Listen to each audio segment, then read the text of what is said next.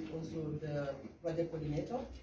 As the CEO has alluded, we're here to do counter, to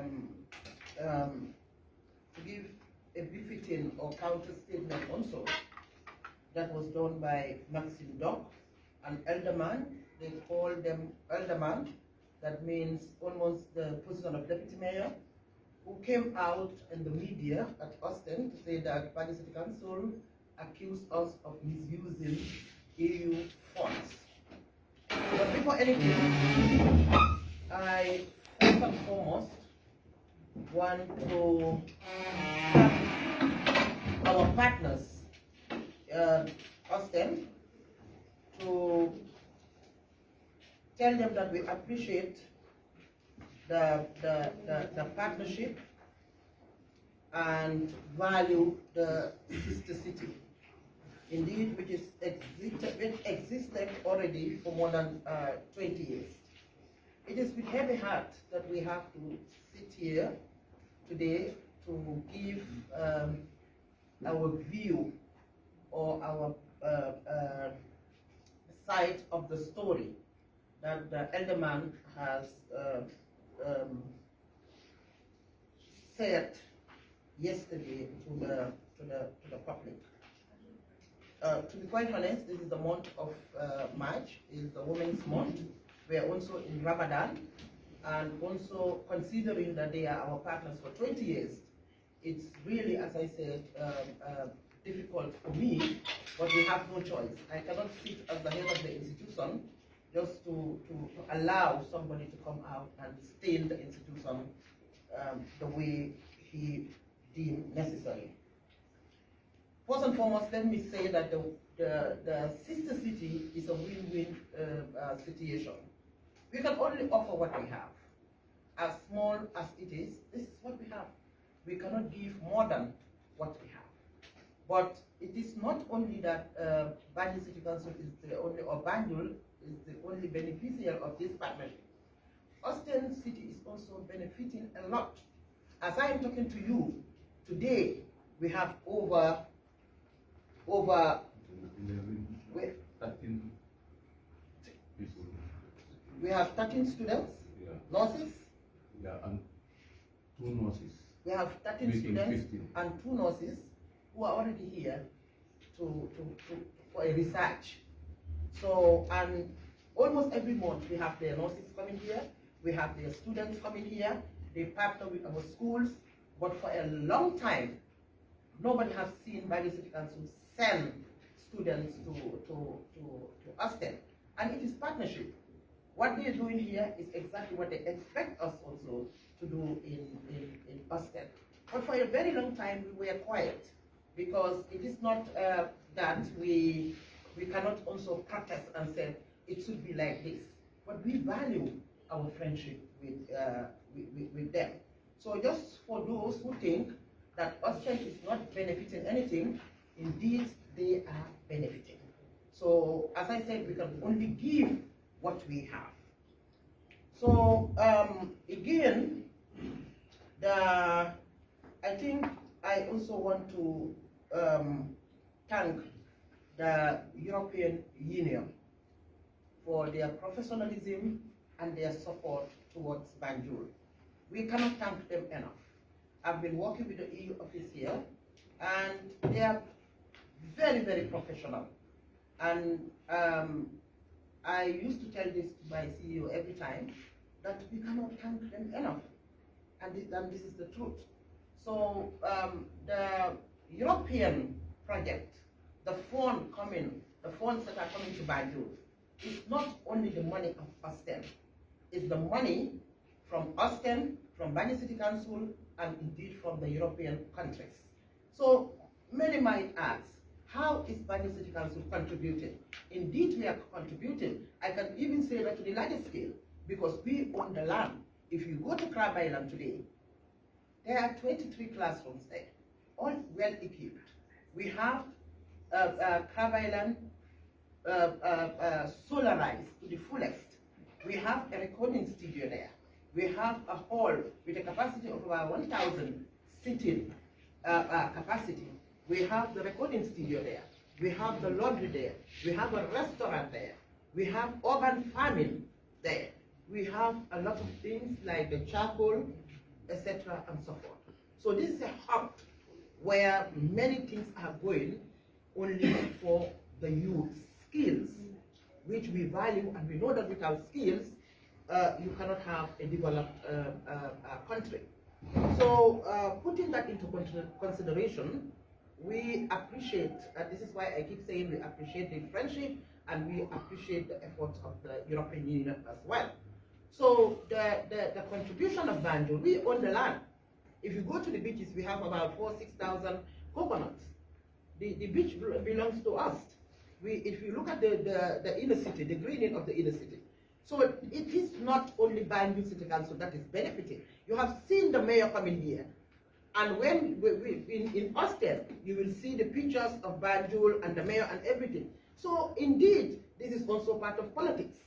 So I want to just for people to know that it is not only Banjul that is benefiting from the sister city. Indeed, they are also benefiting a lot. And let me just talk about the history of the project.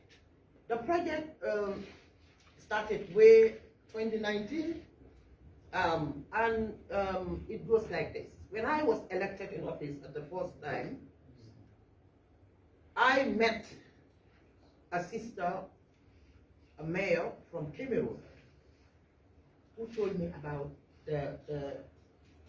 the way she did to have the funding from the European Union. And she encouraged me by telling me that the European Union values the leadership of women. So I encourage you to go and apply for this funding. So I went then, the former ambassador who was here, I spoke to him, I went there, I remember Stefan, the technician who was there, and they did and didn't know. The ambassador told me that we don't know about this funding. So I went back to my fellow colleague and spoke to her. She gave me all the information. I went back to the ambassador. He did and found the funding. So, but then there was a problem. And the problem was, if you want to have the funding from the European Union, you have to have a partner city. And this is how Austin came in. So we spoke to them, and thank God they agreed that they can come and partner with us. But again, when we started the partnership, when we have the funding, we went all the way. We have Mr. Malick from in England, who came all the way from England to Gambia. He helped us a lot. He did most of the technical specs together with Peter, and there we have the funding. So then, when the funding came, it was announced, and we have to kickstart something. So then, we have to have a structure. We have to have staff who will manage this funding. So they came, Peter came all the way, and I want you to listen to me very carefully here. Peter came all the way from Austin with a lady, I cannot remember the name again, only to advertise and employ people. Banjul City Council was not part of it. And I have all the evidences here with me. I've shown it to some of the journalists here. So they advertise and they employ. And you will be surprised for those who are saying that it's the mayor who employed these people. I wasn't even here. I was in Israel. I can fully remember. And I have my passport to back that. So they employed these staffs to take care of the EU project. And it was only 2 people that I know from this, among these people. It was Malick, who qualified and had the highest point. I have the 5 here. He scored the highest point. Indeed, it wasn't a surprise because he knows the in and out of the project. So, and then Uncle Mbuguma, who is an environmentalist, they couldn't have anybody better than Mbuguma when they talk about coconuts and greening of the city. And everybody in Banjul will attest to that. that they cannot have a candidate better than Mbuguma. So anybody else apart from these two, I've never seen them. I've never heard of their names. I've never seen them before. We have people like Aret. We have people like the manager. What is his name? Gano. We have the list goes on. Njaga and all these people. I've never ever heard of these things. I've never seen them before. So, and I started having contact with these people 3 months after they have started working here in the council. So it is not us that was controlling the narrative. This is something that I never wanted to say because it's somehow embarrassing. I put my foot down. I try to be as humble as possible. I try to accept everything just for the interest of Banjul. For me, everything was as, okay, take everything. Nako Banjul Amrak, let's Banjul touch it. Let's Banjul have it. So take anything. It doesn't matter how bitter it is. And I was quiet for a very long time. I've never said anything. But someone like the councillor, 𝒂𝒄𝒄𝒏, Councillor 𝒂𝒄𝒏 Doc, in his mind, thought that Banjul does not deserve this. He thought Banjul does not deserve it. What we deserve is to have all computers, all use clothes, all ambulances. This is what we deserve. So when I came as a mayor, and I was a councillor in Sweden, so I understand how things work. I said, no, this is not what we want. We want to go and have higher projects. This is what Banjul deserves. So we are not the one in charge. If you look at how we use the money from the EU, the money, people will say, okay, 3 million euro. It's not that 3 million euro, they put it in the bag and bring it to us. No. And we are not the one to sign. I've never signed a check from the EU. So they have all the authority. If we want to buy a mobile, Teacher Job, you are here as a coordinator. Let me, if I'm wrong, please tell me. Don't just allow me to be talking, you know. You will be held responsible for that as well. If we have to buy a mobile, they have to put the request, send it to them, and then they will say yes to join us. If it is no, then it is a no. So where can we misuse anything? The project said even my councillors were supposed to go on a trip for how to call it again, for training to Dakar. It never happened. It has never happened. But Jonas came to the Gambia 23 times with the money from the project. 23 times. The mayor came here 2 or 3 times. The mayor came here 2 times. You know how expensive that is? You know how much we spend only for Jonas to be coming? And it's not only Jonas coming. We have, how many people do we have coming in and out? I've never ever been to Belgium once during this project. But for me, it was not about going to Belgium. It is about impacting the life of Banjulians. It is about impacting the life of the youths of Banjul.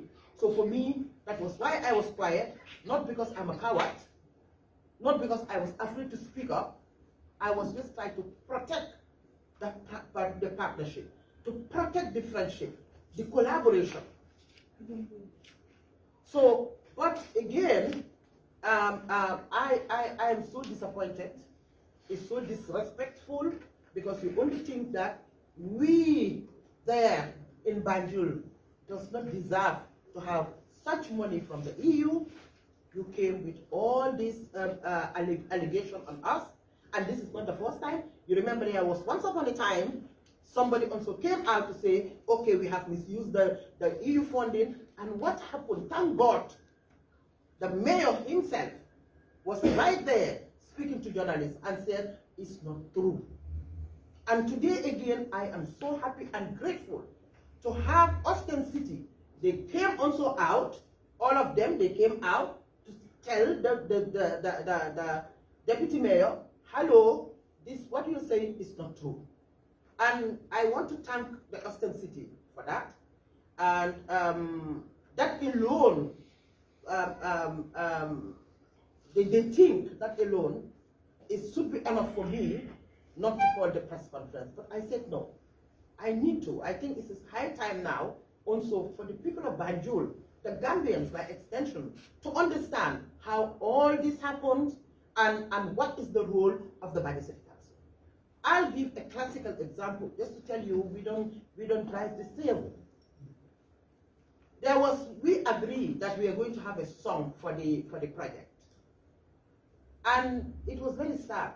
I'm just saying this to for people to understand how vulnerable we were, how I put my feet down, how I managed to come all the way just to make sure that let them have whatever they want, but let it impact the people of Banjul. In this song, it was like, and then they said, Rohey, Malick, Lowe, with the EU project, they called their mayor also. You know what they did? Teacher is here. They called on the meeting and said, no, take the mayor of Banjul out from the song.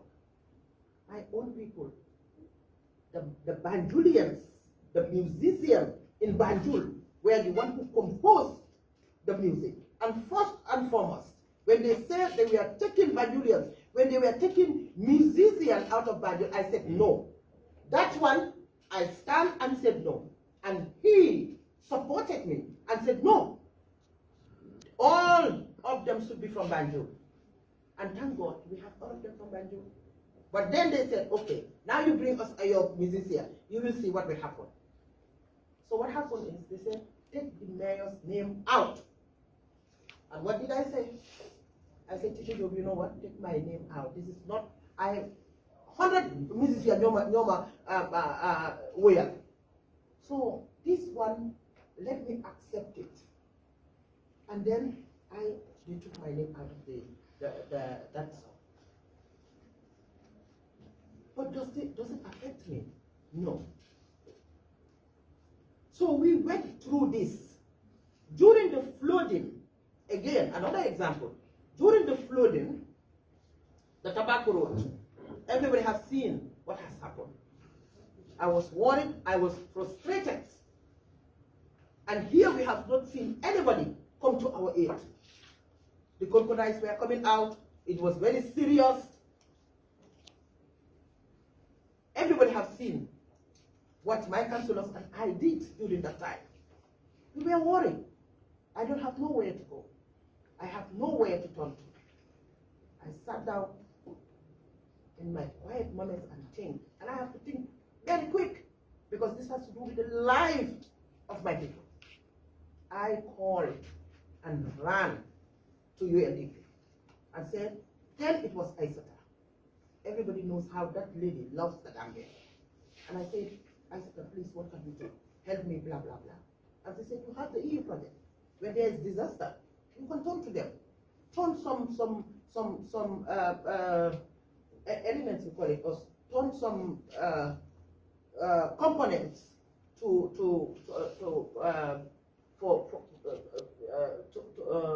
for disaster. Immediately, we went to the computer, do everything, try. I called the project team. They were so active. Everybody was going up and down. They said, no, our money is not for the flood. I said, this one is going to happen. This one, we cannot have a project going on in Banjul. And my people are dying and you are telling me no. I said, ma'am lied. You know what? This one, Teacher Job, this one has to happen. It doesn't matter what. It has to happen. This has to do with the lives of children and women. And they took out a minimum money. And the list, I think what they spent was even less than 1.2 or 1.3 million dollars. Wallahi billahi. Multiply that with 3,000 people at Tobacco Road. And they were shouting until again a newspaper in Belgium came out and said, bravo to our project that they helped lives. And I saw the newspaper that came out and said, oh, we are so grateful that our city council has helped the lives of 5 million. And so I said, okay, you don't know how it happens. Thank you, but it's okay. At least there's somebody down there who thinks twice. So these are things that we are going through. And every time we were quiet. But this time, when we have the guts, and again, I want to say this, I am so grateful to the council. They came out on time to say we are not part of this. This is not true. We are audited from Ernst & Young. The audit report is here. I've been seen anywhere in the audit report where it says we have stolen money. Now we are in the process of closing the budget, the project. We're in the reporting period, where we will close the project and then we see what the auditors have said. And we have no mandate or no authority, because you are just a deputy mayor, or you are a mayor, or you are a councillor. That did not give you the authority to speak for a whole council. But this is what we did, and it is very unfortunate. Since yesterday, they have called me. They tried to convince me not to come out to say anything, because on their side, for them, it is already solved. But for us, because when he was speaking, he spoke to the people of Belgium. So it is important for me also to come out and speak to my people. So on that note, allow me to speak in Wolof, because this is where my strength is, and this is also important because I am talking to the people of Banjul.